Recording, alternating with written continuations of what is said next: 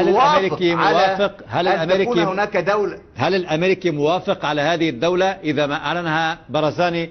يعني طبعا بشكل خاص، خصوصا عندما يقول المادة 140 من الدستور لم يعد له وجود، يعني كأنه فتح حرب مع الحكومة الاتحادية. هل الأمريكي يغطيه في هذه الحالة؟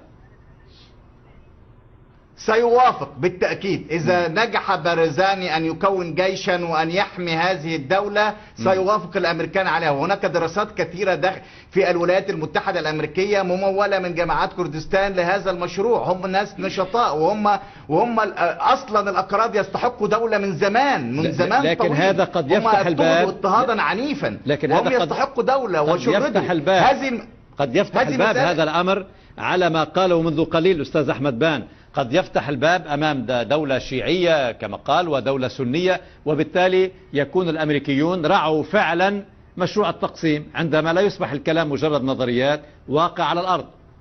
تفضل.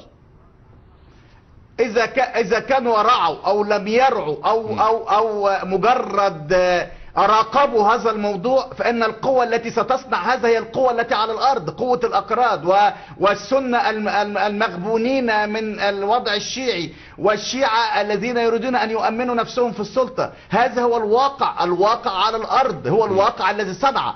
أما أمريكا رعت، خططت، راقبت هذه مسائل لا تستطيع أن تنفذها إن لم يكن الواقع على الأرض مع هذا التقسيم. هناك واقع، هناك تطلعات كردية بالفعل، وعمل كردي متواصل منذ تسعينات القرن الماضي لهذه النتيجة الذين سيصلون إليها قريبا. هناك مخاوف شيعية من الاضطهاد الكثير الذي وقع عليهم من نظام صدام حسين الذي اضطهدهم اضطهادا عنيفا، وبعد ذلك بعد سقوط صدام حسين حبوا يأمنوا السلطة، يأمنوا نفسهم في السلطة، وأمنوها أكثر من اللازم حتى أغاظت السنة والسنة الممولين من السعودية ومن دول أخرى حاولوا أن يجدوا لهم. فبالتالي هذا هو الواقع،